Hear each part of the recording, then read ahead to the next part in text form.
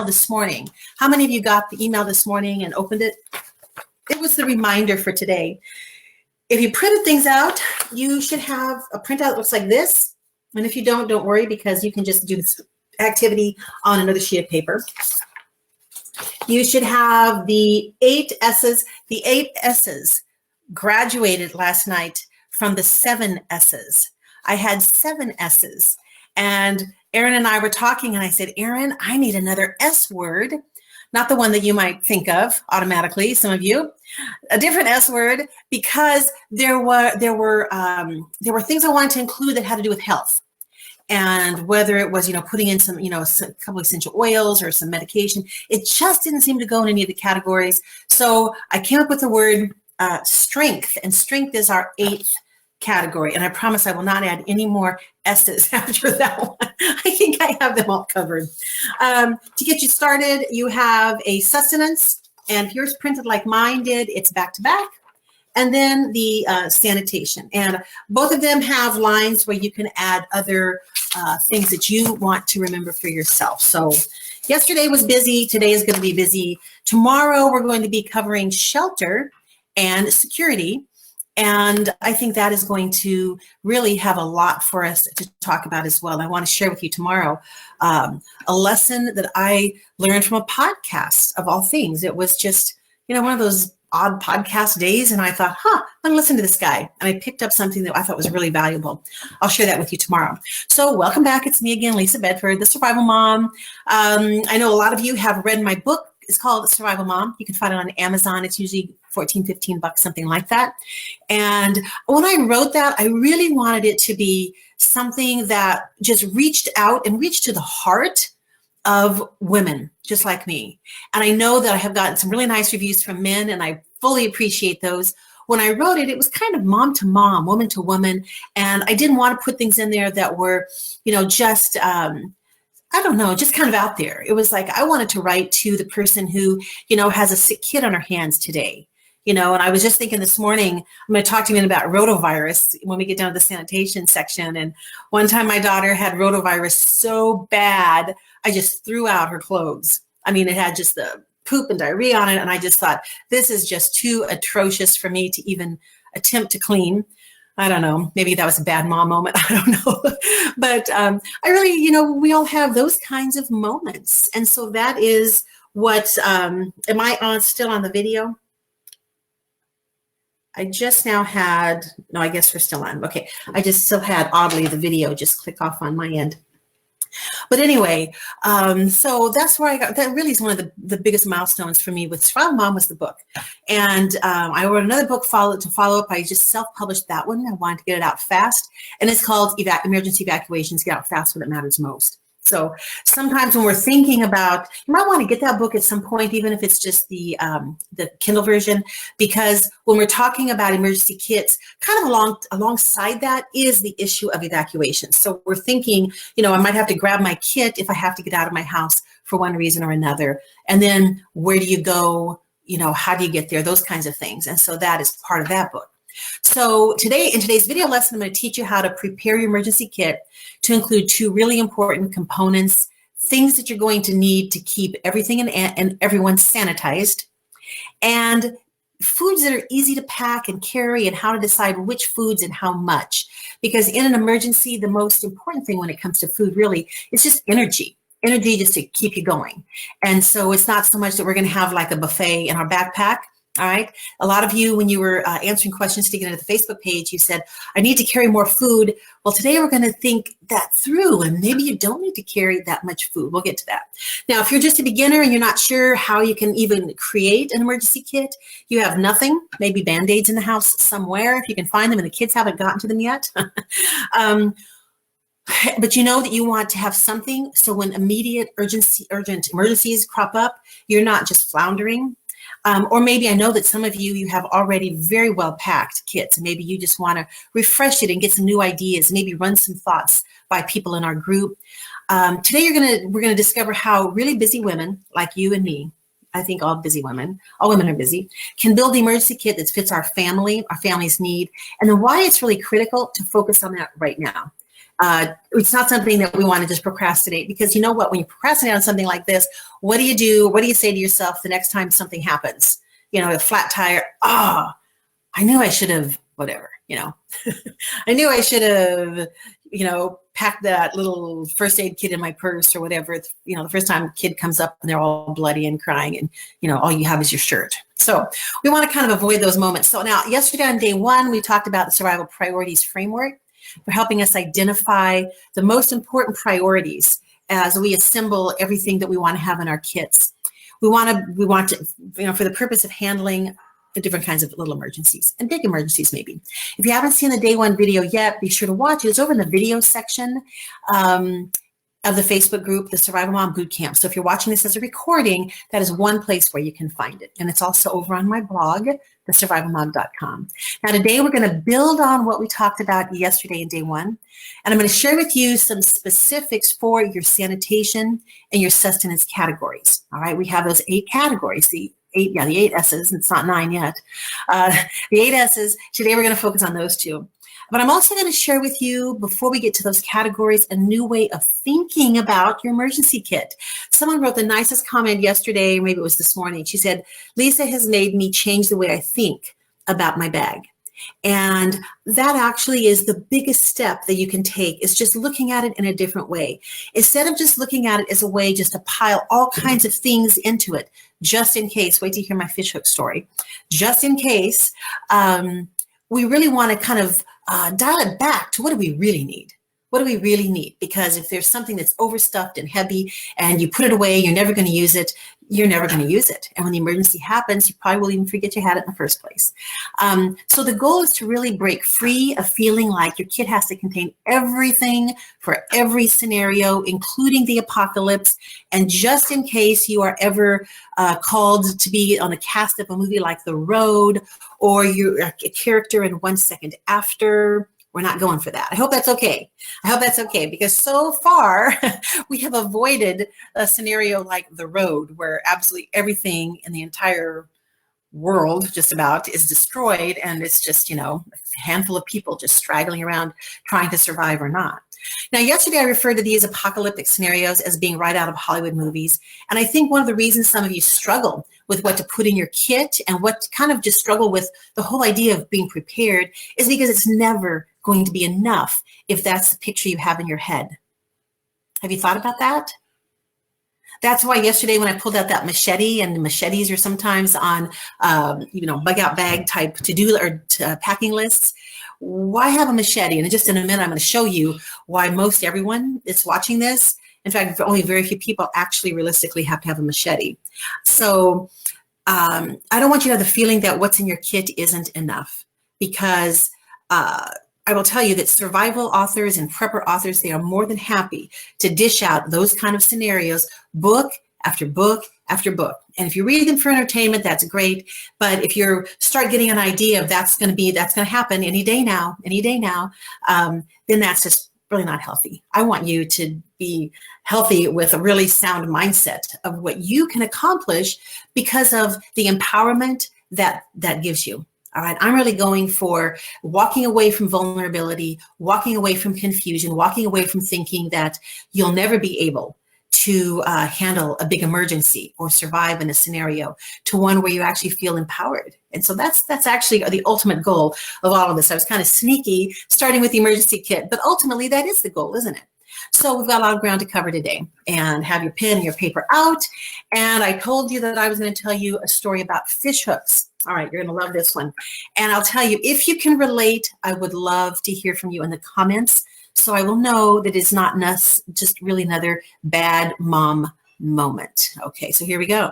So I was about maybe 1.5 years, 2 years into the whole idea of being prepared. This was during the whole prepper craze, and everybody and their dog was on TV, and they were talking about, raising fish out in their swimming pools. Maybe some of you remember that. And I was just a mom of 2 young children, 7, 8, something like that, 9 years old. And I came across a website of this old man. And kind of this real old man. I think he was, well, not old as relative anymore because I haven't gotten old. But anyway, I think he was well into his 80s and he was writing this. And he had probably grown up maybe during the early days of the Depression and had seen a lot. I believe he was also a military, he was also a veteran. And he had a long list of things to do or to have in your bug out bag. And we're calling it an emergency kit just because we're not necessarily always going to be bugging out, right? And I was so panicky. I printed the list out and I got my son and we headed to Walmart and we headed to, you know, each and every department and I bought everything that man told me to buy. You know, I bought a big tarp and an earth tone. It really wasn't the size that this old man said I needed. And I was a little nervous because it wasn't the right size. You know, the measurement he said I really had to have, but okay, it's all Walmart has today. So I'm getting it. And then the old man said, you're also going to need I forget how many yards, a fishing line, fish hooks, and you're going to need some weights. Not even thinking, I put those in my cart. I don't know when I started rethinking that shopping trip, but I'm going to tell you, I lived in Phoenix. The nearest lake to me would have been 25, 30 miles, maybe more away. What was I going to do with that fishing line, hooks, and those weights? What did I think I was going to do? Fishing is hard enough. When you check the almanac and you look for the best day of the month to go fishing, you know, all the stars and the planets or whatever, they're all aligned just right. You get your expensive fishing rod and reel, or you have a cheap one for that matter. Maybe you have a state-of-the-art sonar fish finder. Even then, fishing is not easy. And here I was driving around Phoenix in the desert with fishing line, hooks, and weights. What was I thinking? I laugh every time I think about that story because I was just trusting completely in my fear and in my feeling of, well, this guy knows better than me. Number one, he's a man. Number two, he's really old. He's got to know more than me. And I just blindly went through that checklist and then just spent the money on just whatever the old man told me I had to have. Okay, tell me, would you please give me a little emoji of some sort to let me know that you could at least kind of relate to that? Because that was just, it was funny. I just trusted that he knew better than me. And a lot of you may have thought the same thing. Now, here is what was really the very bottom line. Okay, the very bottom line. And this actually really touches my heart. And I think that when I kind of walk through this with you, it will do the same for you. You know why I wanted those fishing hooks? And why I thought this old man had the answers? Why? Can you guess? Was it because I thought I would catch a fish and that was going to keep my family alive? No, it was because I loved my family. It's not the fishing kit. It's not the emergency kit. It's not the water filter. It is all about wanting to take care of the people we love. That's the bottom line. Let me check your comments. Someone says, if you're bugging out to a different location, maybe there'd be a lake with fish there. Maybe, Janice. And in just a second, we're going to get to the bullseye. And that's going to help people determine, you know, do you need, hold on a second, my computer's giving me, oh, hold on a second. Andrew, hold on a second. I'm going to need, I thought I had plenty of battery charge, but now my computer's telling me maybe not. So bottom line, if you ask yourself, why do I want the emergency kit? Well, to take care of maybe some injuries or take care of a time my family's in trouble. Why? Well, I love my family. And I think that is good enough reason. So don't let anyone ever tell you that you're paranoid for doing any of this stuff, because that's not what it boils down to. Really what it boils down to is right here, your love. And that is pretty amazing. And it's pretty admirable when you think about it. So I do have the fishing line, and I do have the fish hooks, and I do have the weights.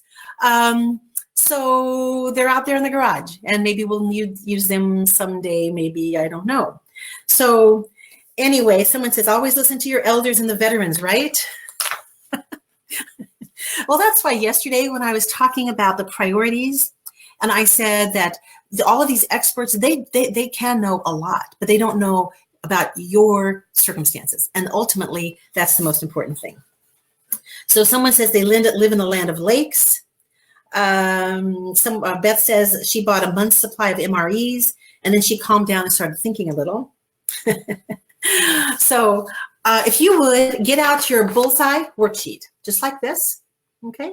And I'm going to just turn off my my camera just for a second, and I'm going to go get my charger. So get out that and read the instructions. And if you can figure out the instructions, you can go ahead and fill it out. And if not, I'll be right back in like 20 seconds.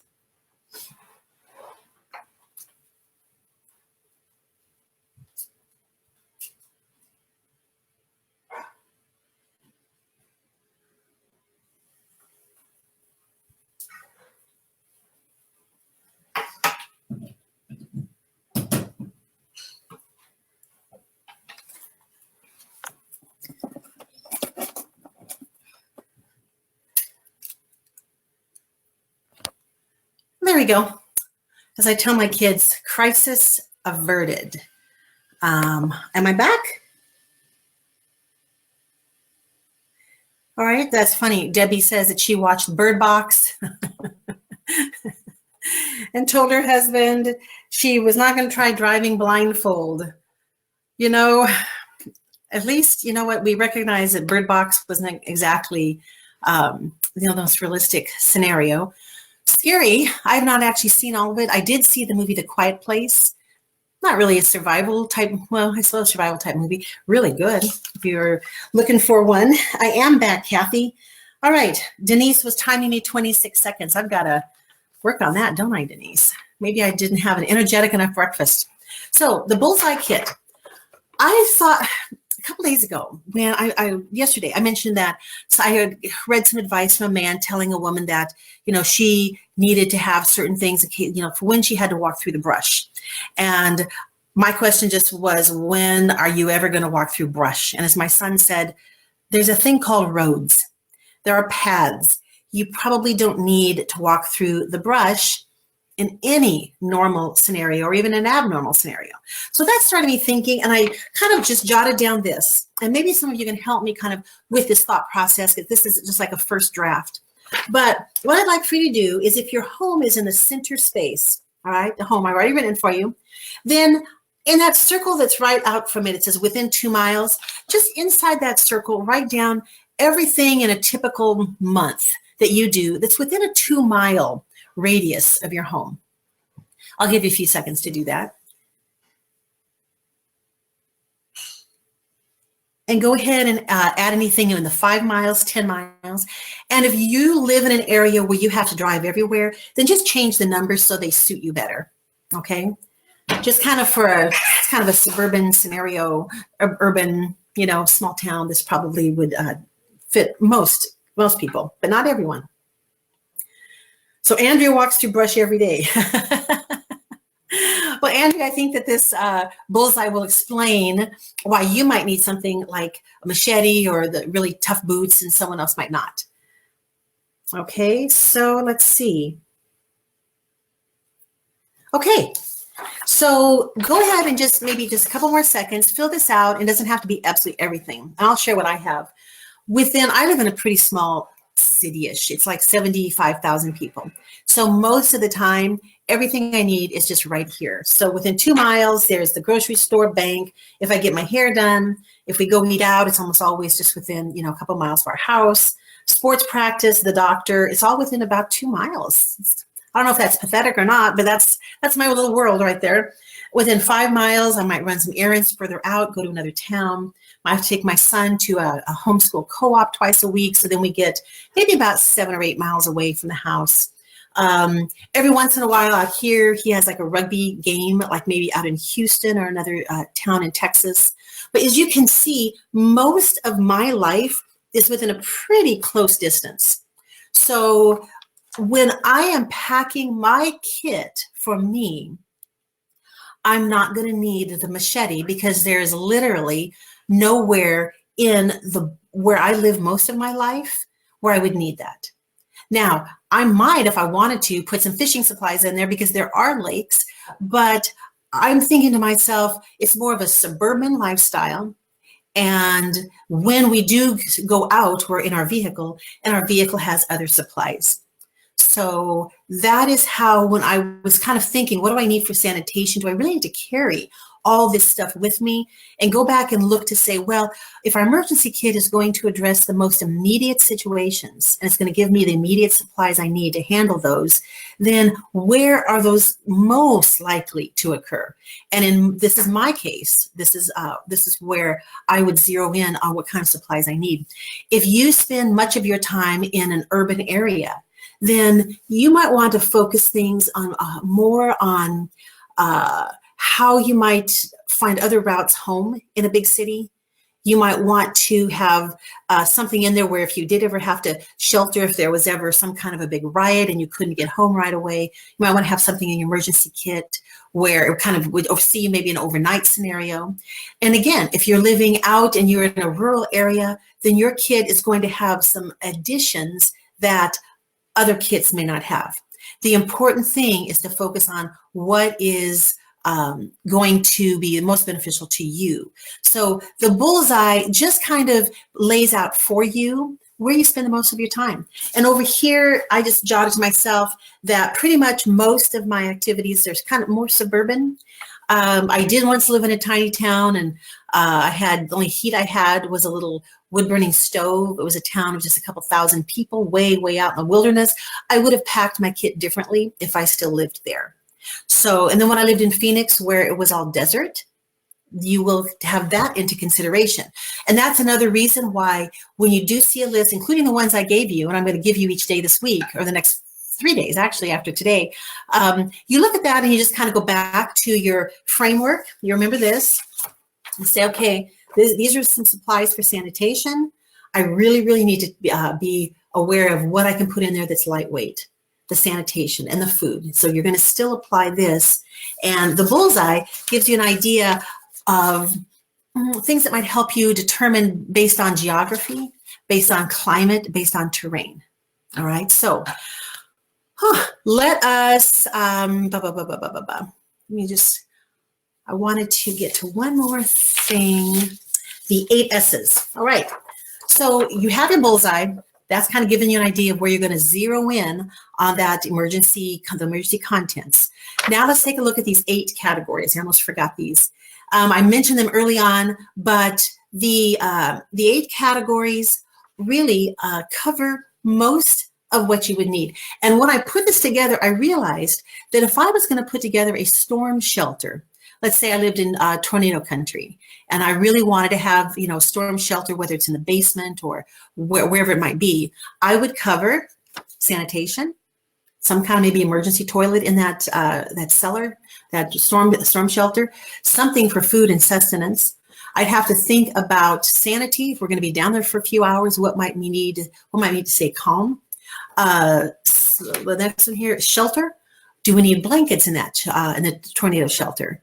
What do we need to make ourselves comfortable and light? Those kinds of things. The next one I have here is security. What might we need in that scenario? Would we need some way to attract the attention of rescuers if our home was ever destroyed and we were in our shelter covered up with rubble? That happens. It's not doesn't happen too often, but it does. And then seasonal. What would we need to stay warm in the winter and cool in the summer? Something to move the air. Would I need blankets? And then strength. What would we need for our health? Is anyone on any kind of medical machinery? Is there prescription drugs? Are there over-the-counter medications that we normally take? And then finally, just survival, which is just kind of a catch-all. And that's where you might throw in, something like, it's a long list. Duct tape. If you want to have a little bit of paracord, if you want to have some rope, if you want to have a tarp, it might all go under there. So those are the 8 categories. And you can take a look at those and just see maybe if you're thinking about other survival scenarios you're planning for, you can see how those might apply. So let's take a look at sanitation, because in an emergency, it's going to be really a short time before this becomes an issue. One of the kids is going to have to go to the bathroom, or someone's going to get hurt and some kind of an injury, and maybe it's a cut or it's a puncture wound, or maybe it's some kind of an accident and there's blood and you're not sure what to do.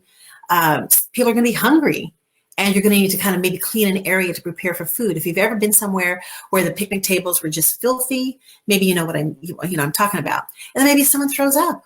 So there are all kinds of different scenarios where sanitation kind of lays the foundation for just taking care of and addressing an urgent situation. And what could be more urgent than a little kid that has to go to the bathroom, right? So sanitation is going to cover things like water purification. I have some things here I'm going to show you to give you some ideas with that. Toilet preps. Yesterday we talked about toilet paper, and I showed you that this is an easy way to store a whole entire roll of toilet paper in a small space by taking out the cardboard tube in the middle and then smashing it and putting it in a vacuum sealed bag. And so that is toilet paper. And then someone pointed out that maybe every so often just use a roll of toilet paper at home, and when it reaches about the halfway point, just put that in your emergency kit just for smaller amounts. So there are a lot of creative ways of doing that. But another thing is clean surface preps. So if you have to set out food, if you have a sick person, an injured person, you just want to kind of clean things up and get rid of any bacteria or anything that might cause issues, then you're going to need something like maybe some Clorox wipes or something like that. First aid and medical. We're not putting together a full first aid or medical kit here because that actually is really another type of kit altogether. But your emergency kit should have some basics where you can address maybe just some really common illnesses. If someone has diarrhea or they have a stomach ache or they have a cough, just a few little things that are just, again, most likely. So we don't need the full surgical kit this time around.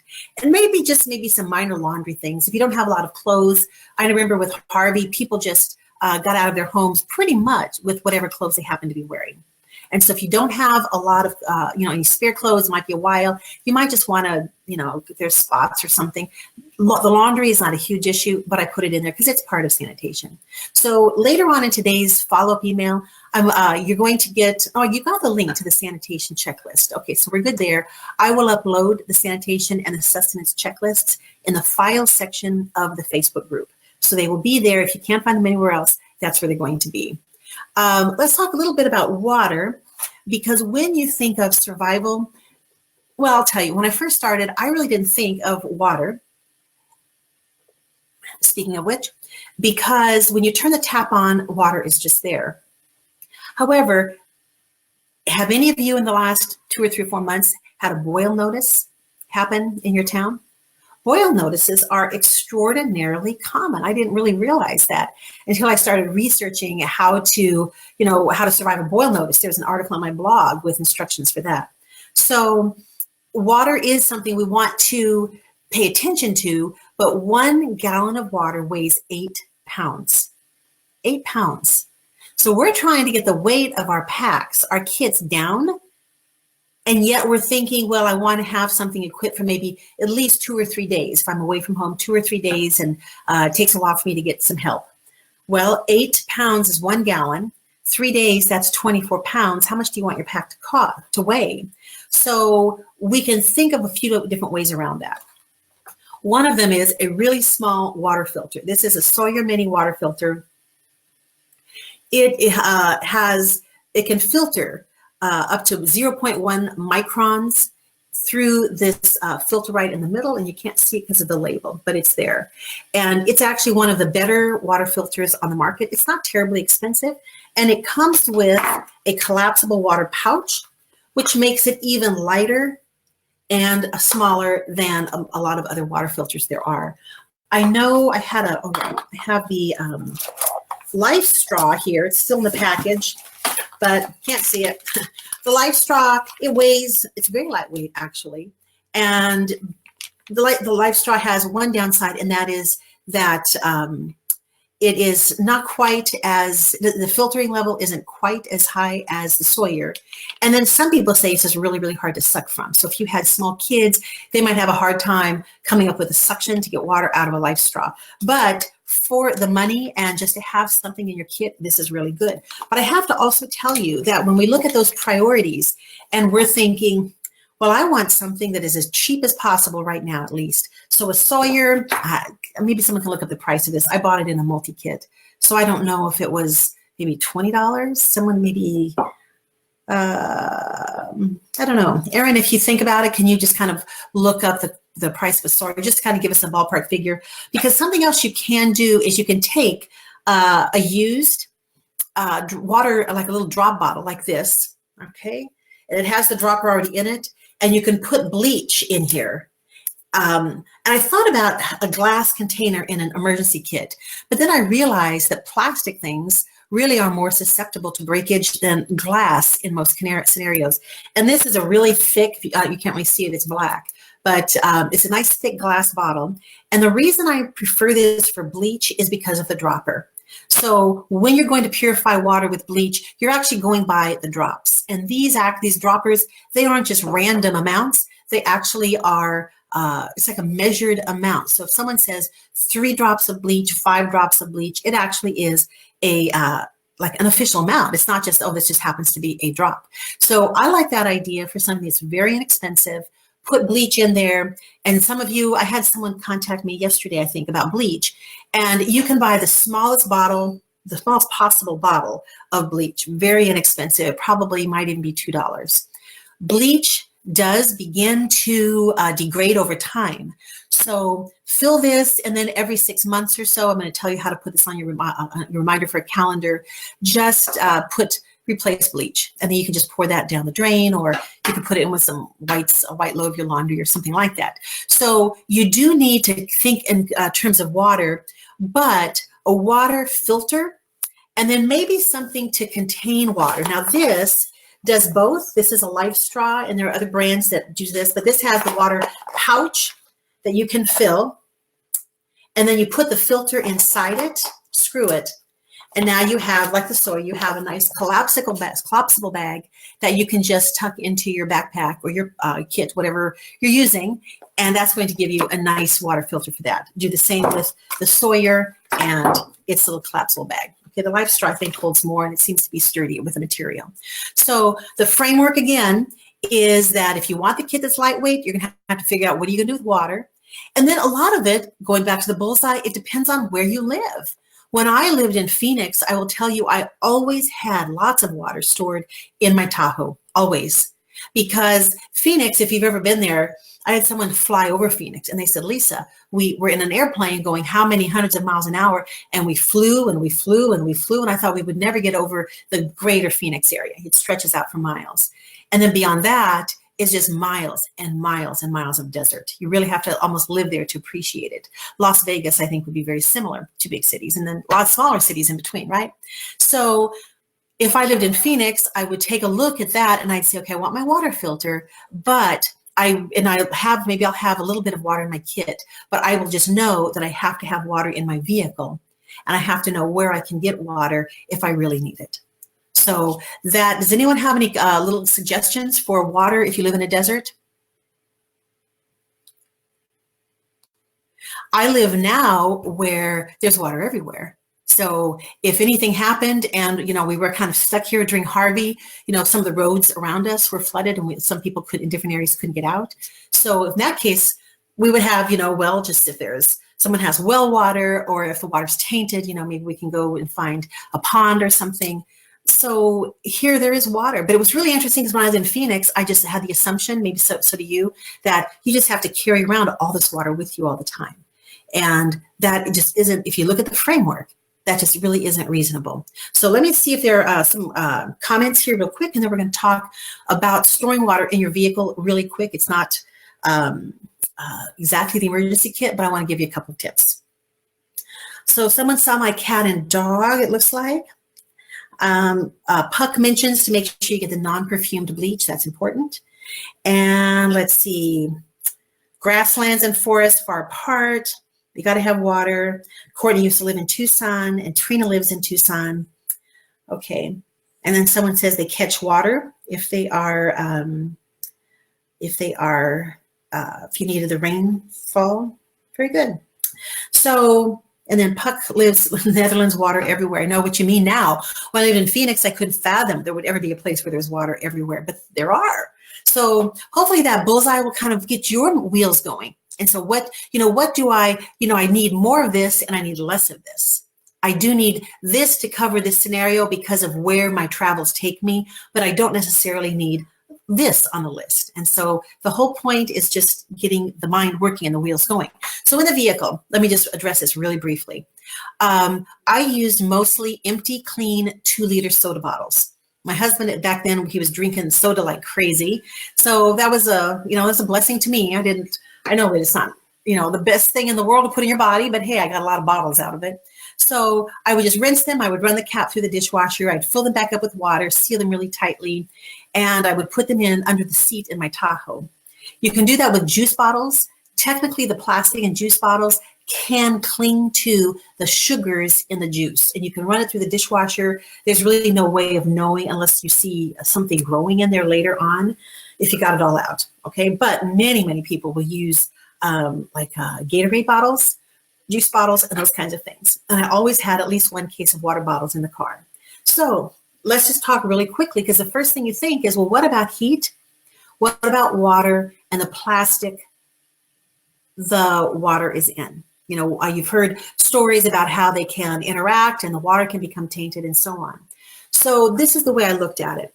And that is, if we ever were stranded in the desert, let's say from Phoenix to California, our cell phones were down, and we really were stuck there for a little while, I would drink that water instead of dying. That was the bottom line for me. It was, am I going to look at the water and say, well, maybe it was tainted by the plastic? Or am I going to think to myself, I might end up drinking maybe a liter, maybe a half liter of this bottle of water until we get some help. I'm going to do that and not die. So to me, that was a no-brainer. It wasn't that the water was going to taste great. It may or may not have been affected by the plastic and the heat. But even so, until we could get to another source of better water and really just kind of safety and have our problems addressed, I was just going to have the water for drinking. And that was just common sense to me. So you kind of process that. But that was my rationale, because when you live in a desert, you really do know for sure that you could be stranded out there for a while, many miles away. So real quick, if we take the framework, all right, where'd my framework go? No, it's over here. The cheapest is going to be your bleach. That's going to be your cheapest. It's not going to be very heavy. In fact, I weighed this glass bottle. I don't even know if it weighed an ounce. Might have.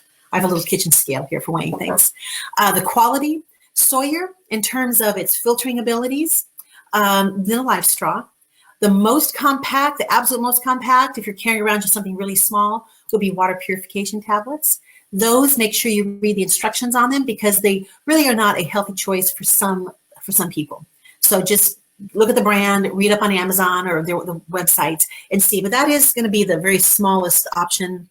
And then the most lightweight would be the tablets, the water purification tablets. Although none of these, this Sawyer is very lightweight. And you can actually screw this to the lid of any water bottle, and that makes that very, nice and versatile. So cleanliness, let's just go hit this really quick because you have some lists you can refer to. But I asked you to have a bar of soap. And the reason, I was interviewed last year by someone and they said, you tell us what would be in the perfect emergency kit or bug out bag. And I mulled it over because I was thinking about sanitation. And I thought, what, I would include a bar of soap. And she was kind of surprised because there were a lot of other things that, were on their list. And I said, the reason for the bar of soap is that it can do anything. It can wash clothes, shampoo if you need that. It can wash your body. You could use it as dish soap. You can soap something down or, and kind of scrub off a surface to get it clean. Water is a slippage agent. Soap is a slippage agent. And so it just increases the amount of friction on whatever it is you're cleaning. And that is why it's so much easier to clean, let's say, a dirty pan when you have some soap in there with it. So I chose the bar of soap. And then what I did is I took my bar of soap, and it was really cold in our house, and my bar of soap was cold. I put it in the microwave at about 50% level for about 45, 50 seconds. And it was just, it was soft enough for me to slice through. So one of my pet peeves about having a bar of soap to travel with is it just gets all slimy, and that full-sized soap container it's just bulky and big. Now your emergency kit, that may be fine, but I was thinking, what if I put this in a small little mini, I used it for my blueberries, I'll show you the blueberries in a minute, but a snack size Ziploc bag. What if I put just one of these in one of those containers? We use it for different purposes, and I can either put it back and keep it, or I can just toss it, because now I have 4 others and I have 2 or 3 more in my kitchen. So you can take a bar of soap. You probably don't need the full size one, actually, because your emergency kit is not really, we're not going to try to live through the apocalypse with it. The emergency kit is just to get through the most immediate situation. So you may just want half of a bar of soap or just a slice like this. So that is the deal with that. Now, the reason that is going back to the rotavirus I mentioned earlier, whenever you just have just a group of people together, and it could just be the people in your car or the people in your home, and germs happen. So whether or not in a crisis you're at home or with other people, or you're maybe in a public space, it really is important. You know, one thing I didn't put on here, and I think actually it could go here, would be a little face mask. And not the kind of gas masks that you see, you know, in World War II movies, but just a face mask. You can buy those, they just stretch over your face, and I do have one. Not sure if I can find it for tomorrow, but just a fabric one. So if someone in the family is sick, that can kind of help filter out, you know, as they breathe, and it can help, you know, in everyone else in the family if they have one as well. So that might be something to put in sanitation. I didn't really think of that. By the way, my favorite bar of soap is Dr. Bronner's. It's about $4 or $5 a bar. It's not cheap, but it's formulated to do everything that I just listed and more. So very, very versatile, and it's really easy on the skin if you have little kids or a baby around. So that is just a tip for that, for the soap. And then, of course, in one of the units, I forget which unit it was on the Facebook page, I mentioned having a little roll of dog poop bags. And trust me, sooner or later, you're going to have something yucky you want to isolate, maybe even quarantine. So if you have a roll of those dog poop bags, they're very inexpensive. You can pick them up just about any, like at any, like a pet store, like Petco or something like that. And I bought like 1,000 of them on Amazon. My husband looked at, we have a whole drawer full now, and he was like, man, we're never going to run out of dog poop bags, but they're inexpensive and they're small. So I think all of you know what they look like. If you don't, I can show you one in the video tomorrow. So food, let's move on to food, because this is our second category today and we just have a few minutes left. We need it for comfort, we need food for energy, but here's the bad news, just like water, we can't carry all the food that we would ever need. So I have a few tips for you. Food is heavy, and one thing I have to show you, you might be able to carry a couple days worth, and I'm talking about just maybe 1 or 2 people. But what you really need from your food is calories for energy. You need some protein, but you're really going to need some fats as well. They're going to deliver a really big punch when it comes to energy and just having that feeling of just full. You know, you just kind of, I'm satisfied with what I had. So when I make my smoothie in the morning, sometimes I'll put a tablespoon of coconut oil in it. And that really is just to kind of help with that feeling of fullness. So this is something that is the SOS emergency food rations. And this is, it almost tastes like, to me, like a shortbread, kind of like a shortbread cookie. But when you bite into it, you can really tell that it is heavy in coconut oil. And it actually tasted, I thought it tasted pretty good. It contains wheat flour, so it would not be gluten-free, vegetable shortening, sugar, coconut, cornstarch, corn syrup, lecithin, and then some other kind of additive, guar gum, citrus acid, potassium sorbate, sorbitol, palmitate, salt, and vitamins. So it has 1 bar, has 409 calories, 8 grams of protein, 53 grams of carbs, 19 grams of fat, and 0.5 milligrams of sodium. So these actually, it says lifeboats and life rafts. It meets some kind of government recommendations. So these, they are heavy. I would not, you know, I would put maybe a full pack maybe in Dad's backpack if I needed them, but they also would be heat sensitive. So I would not put these in and keep them in the vehicle. But if you're thinking about energy bars, you're going to get a bigger punch in terms of calories and fat from that than you would just granola bars at the grocery store. However, when you think about the framework, you can go today, maybe use a coupon and get a really good price on a box of 8 granola bars. I started with granola bars in my food storage pantry. So you don't really have to necessarily have anything special, specialty foods or anything like that. And if you think I do want those kind of bars, they're on Amazon. I don't even know how much they cost. Erin is just my good assistant over here with my prices. She says water straw filters. I just saw this start at $14. The water bottles from, I guess, Life Straw start at $24.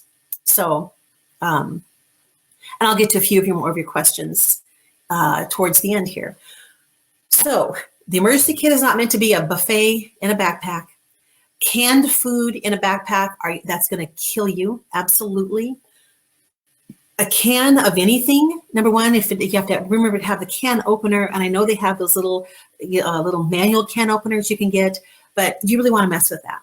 So we're thinking about an emergency response in kind of an emergency situation.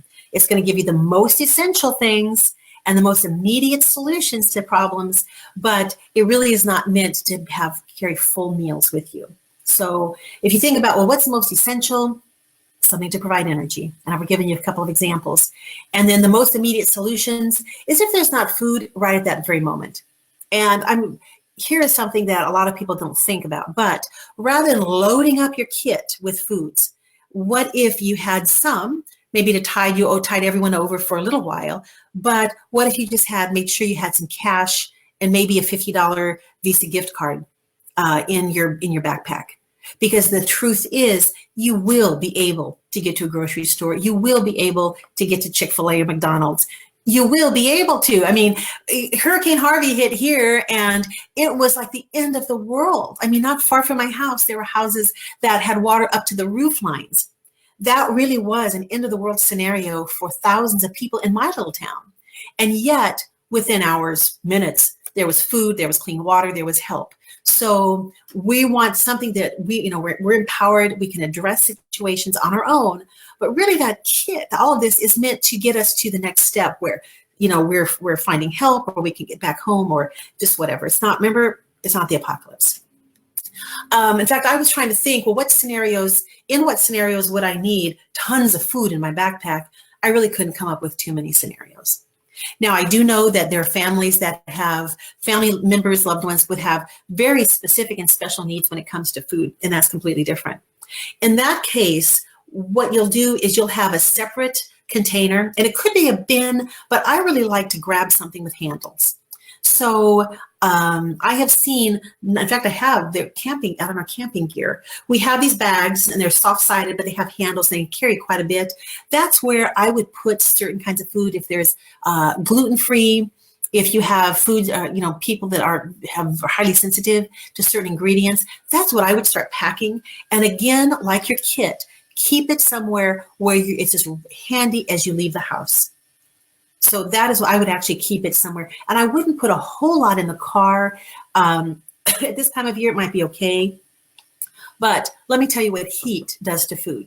And it doesn't matter if the food is in your kit, your car, your home, your pantry, your whatever. What heat does rather quickly is it deteriorates the nutrients in food.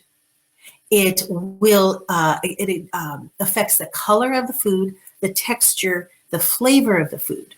So if you ever open a can of something and it's way past the expiration date, that doesn't mean the food has suddenly become poisonous. No, it just means that the food, it has lost the nutrients that it originally had. And it may look kind of funky. The example I refer people to is think about mushy canned peaches. Okay, that's what you get with the effect of time, but heat is a huge destroyer of food. So keep that in mind because it will affect the food that you're packing for emergencies. A couple tips. Chocolate melts. So if you have to have something chocolate, if you live in Alaska or in Michigan and it's the middle of the winter, you're good. But over time, chocolate is going to melt if it gets heated, but also it's going to oxidize. And it's not going to ruin the chocolate, but it's going to have that bloom, that little white powdery looking stuff on the chocolate. And that is just from oxidation. And that is another thing that affects food. Hot weather causes food to go, causes oils to become rancid pretty quickly. So if you're going to be putting nuts or anything that is high in oil in your kit, the food section, then just know that if you smell it and it smells off, it's because the heat caused the oil to go rancid. And that goes for the SOS bars that I showed you. Drink mixes. I don't know that drink mixes are fully appreciated when it comes to packing up an emergency kit. If you think of emergency and some of those similar packets, they will provide tons of vitamin C to keep people healthy. They will provide some hydration since you're drinking it with water, electrolytes and other vitamins and minerals. Those aren't a bad thing at all to put in your kits. And there are lots of brands and lots of different flavors that you can look for.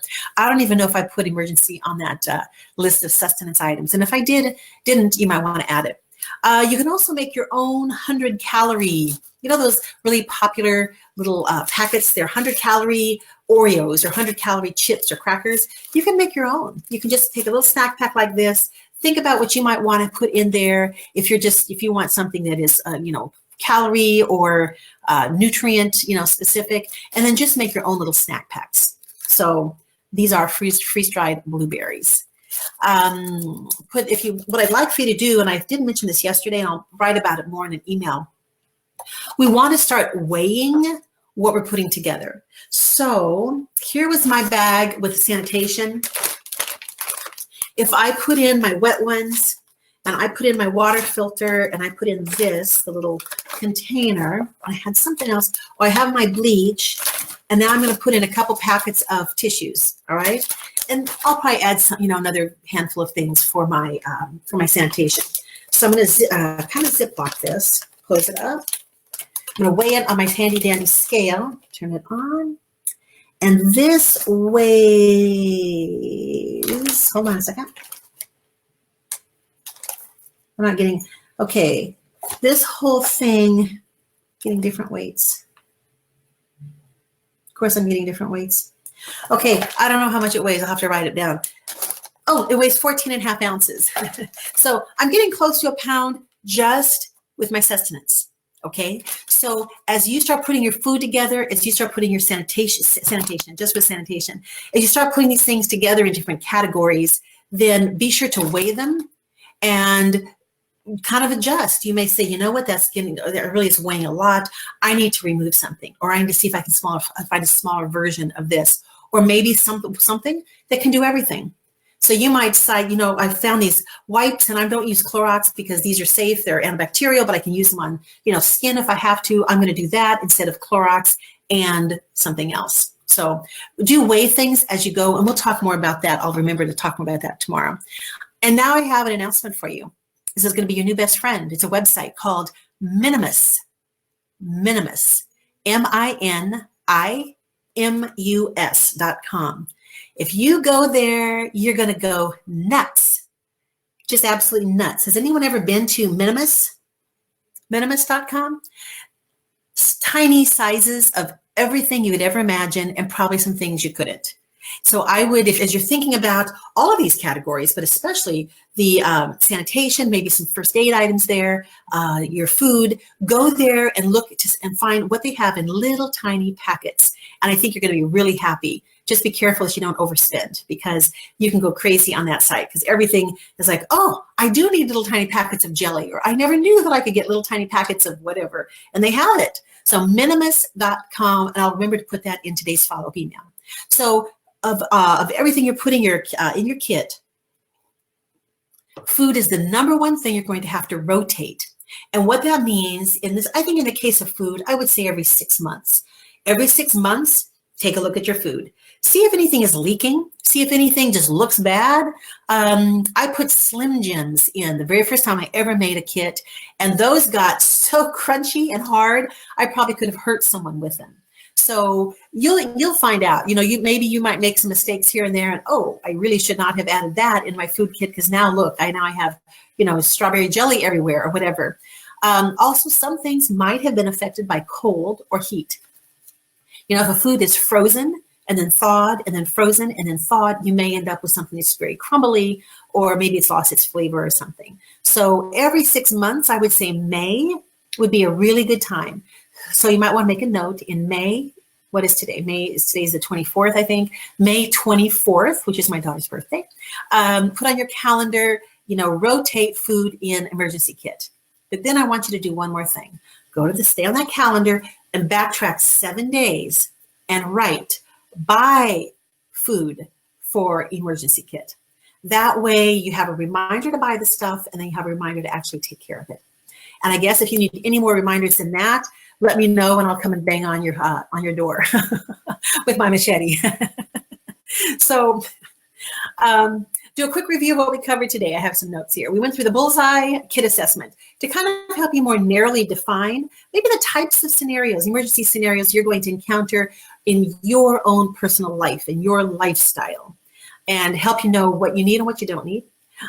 We still want the kit that's going to contain the most essential gear and supplies to help us in the most immediate crises. The Bullseye is going to help you know how to kind of mold what you're doing to that end. You can learn what you used. You can use what you learned to make decisions about your kit. And we learned about the role that water and food play. We can't just not carry water with us. We can't just not say, well, food is too heavy, or the kids, they'll just have to, get by because I have to carry all this other stuff. Well, remember framework and remember the Bullseye.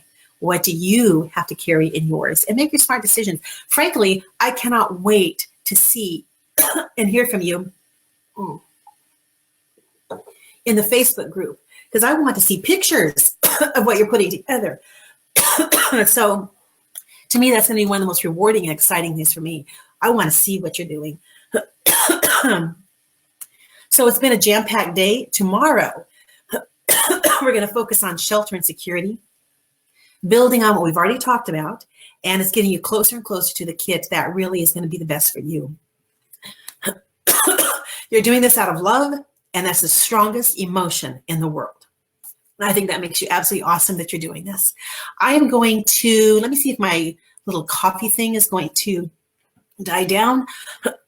If not, we'll have to answer questions later. Erin, do you want to jump in and answer any questions?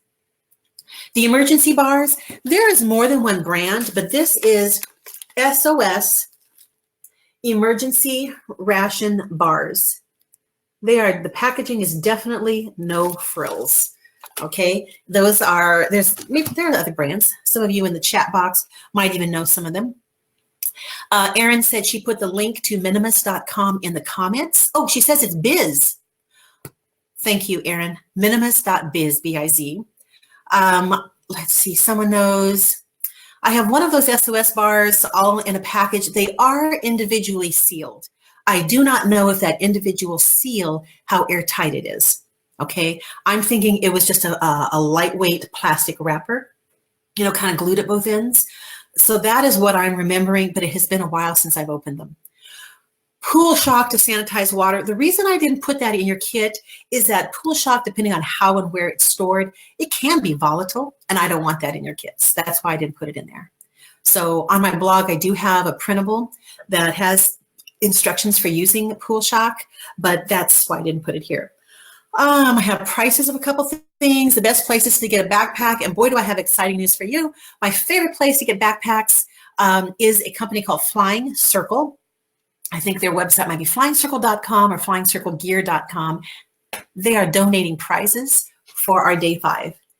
And I love their bags. I have, my son has one for his medic thing for Civil Air Patrol, and I have another one or two. They're just really good bags. So if you want to go to Flying Circle or Flying Circle Gear, that's one company that I personally use their bags.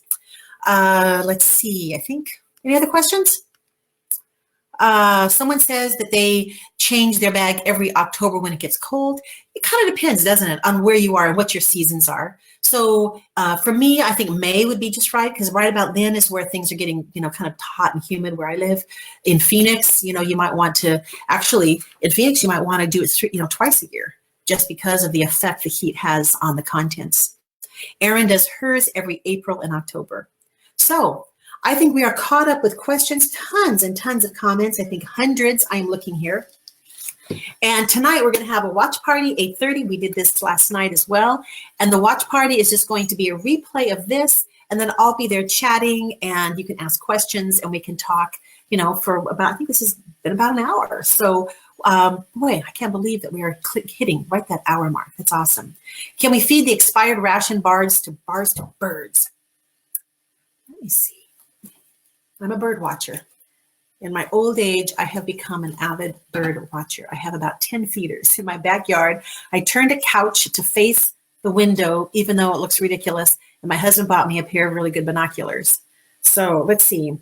I'm thinking in here that yes, you could, because of the fats would be similar to suet.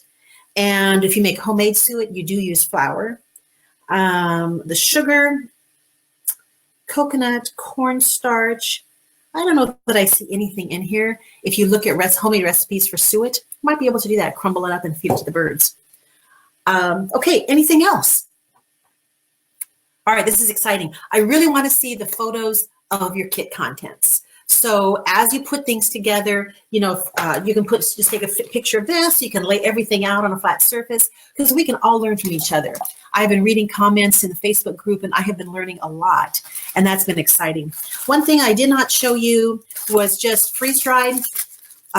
Totally forgot about this. But if you want to carry food that is extremely lightweight, you really can't go wrong with freeze-dried food or dehydrated.